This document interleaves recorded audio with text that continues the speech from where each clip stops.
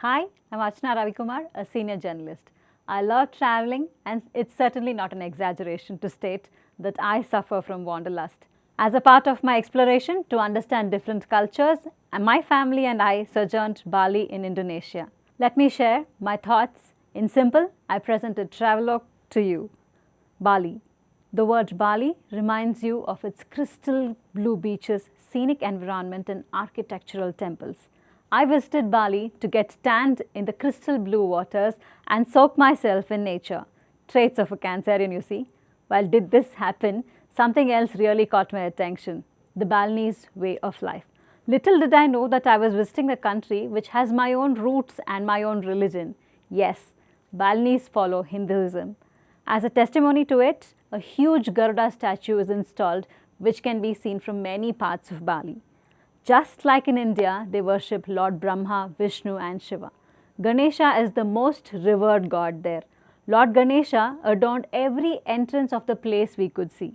To every place we went in Bali, we could see small offerings kept to God on a neatly sewn palm leaf with 5 different varieties of flowers, incense sticks burning.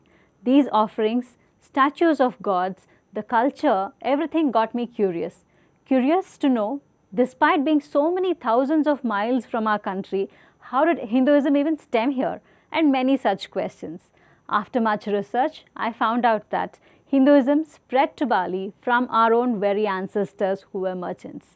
They introduced religious concepts, myths, and stories, as evident in many celebrations honoring the dead and the gods of various cultures.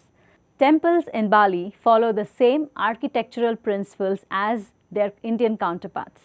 The Balinese word temple refers to sacred complex that is often encircled by walls.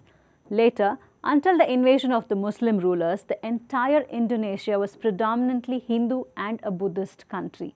Now, at present, although Indonesia is predominantly a Muslim nation, with 86% of its inhabitants identifying themselves as Muslims, Hindus throughout Indonesia make up to 1.7% of the population. While this may not seem like a significant percentage, 87% of Balinese people identify themselves as Hindus, making them the third largest religious group in Indonesia. After knowing this, many questions pondered. Despite being a Muslim country, how did Bali survive as a Hindu state? There are many theories around this. According to one of the theories, it is said that there was once a mighty Hindu empire called the Majapahit, and one of its emperors, Katabhumi Brajawa V, had a Muslim son from one of his concubines, who was a Chinese Muslim princess from Thailand. However, being the son of a concubine, he was never accepted as a legal heir. But as time passed, Prince Raden Pata grew up to be a strong-willed young man. He impressed his father with his strength and skills, which eventually led the king to acknowledge him as his son. Raden Pata was a disciple of Sunan Ampel, one of the 9 evangelists that spread Islam in Java, and hence had a very strong Muslim influence. Although Raden had established his own kingdom called the Sultanate of Demak, he decided to rebel against his own father's Majapahit empire. His forces managed to drive the Majapahit forces into the sea, forcing them to evacuate to Bali. At this point, Raden Pata realized that his father actually never fought back, as he loved his son too much. This was a moment of awakening for him, as he realized he had committed a grave mistake of rebelling against his own father. He promised his father he would never touch Bali and would never convert the Hindus and the Buddhists, people of his father's faith, to Islam. Now, let's have a look at the godly connection. The gods predominantly worshipped here are Lord Brahma, Vishnu, and Shiva. Goddess Kali, Goddess Lakshmi, Goddess Saraswati, and Tridevi, which is a form of our Goddess Annapurna, are also worshipped.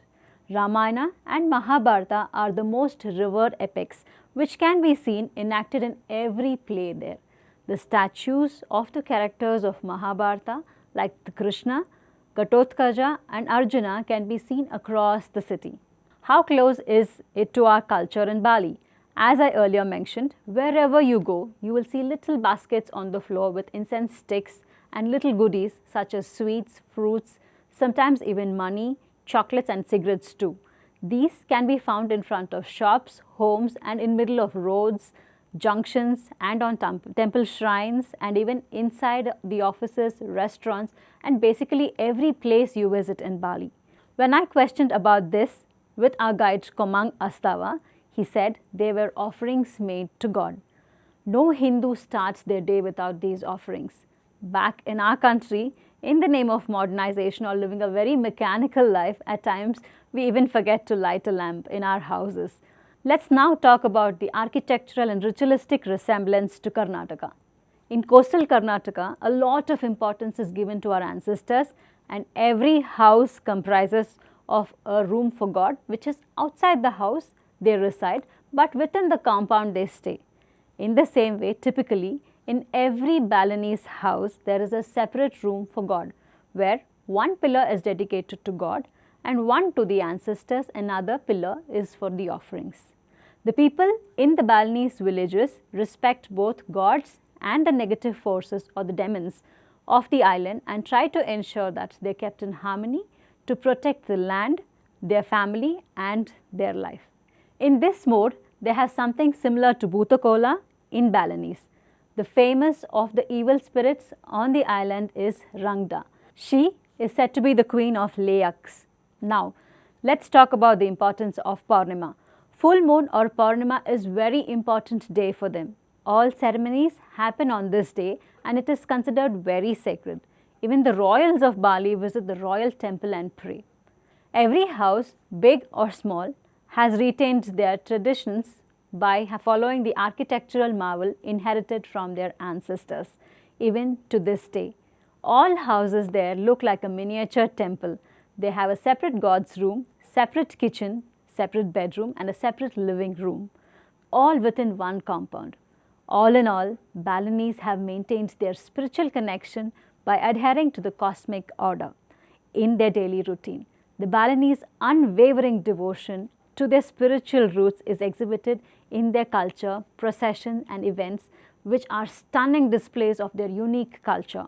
Bali's religious celebrations on its holiest days attract visitors worldwide who come to witness the island's splendid festivities and appreciate Balinese people's reverence for life's every aspect.